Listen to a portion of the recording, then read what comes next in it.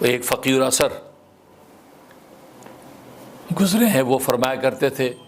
کہ میں جو ہے فجر کی اذان دیا کرتا ہوں چھوٹے بچے کے کان میں، فجر کی اذان۔ اور فقیر الاثر حضرت مولانا مفتی ظفر علی خان صاحب ہیں، کراچی پاکستان کے بڑے محدث ہیں،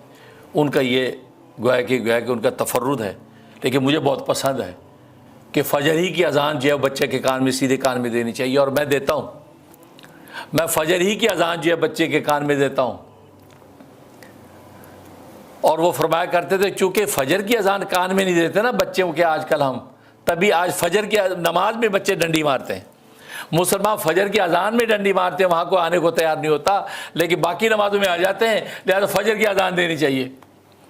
جب سے میں نے سنا تو فجر کی اذان میں دیتا ہوں، اور ماشاءاللہ یہی ذوق پیدا کرنا چاہیے۔ ظاہر ہے کہ الصلاۃ خیر من النوم کا سبق آج اس بچے کو پڑھا دیا تو اس کے قلب و جان کے اندر بیٹھ گیا،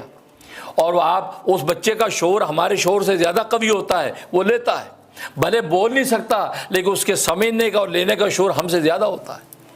کیوں ہمارا شعور تو دنیا کے بخیروں کے بٹ چکا ہے، تقسیم ہو چکا ہے، ہمارے دماغ میں ہزاروں سوچیں ہیں، اس بچے کے دماغ میں تو کچھ بھی نہیں، اس کی بالکل صاف سلیٹ ہے،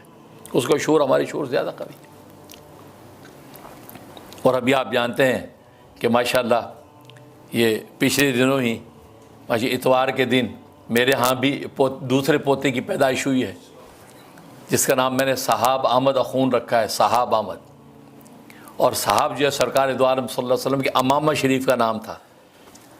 صحاب نبی نے اپنے امامے کا نام صحاب رکھا ہوا تھا، اور یہ وہ امامہ تھا۔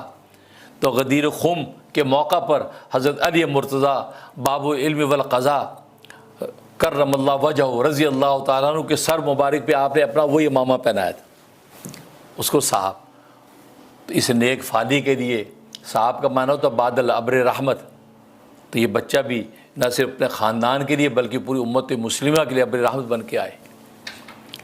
تو اس کا نام صحاب احمد۔ تو اس کے کان میں بھی ہم نے جو فجر کی اذان، مکمل اذان بھی دی، پھر فجر کی اذان کے الفاظ بھی پورے اس کے کان کے اندر دہرائے۔ تو کہنے کا مقصد یہ ہے کہ یہ اذان اور اقامت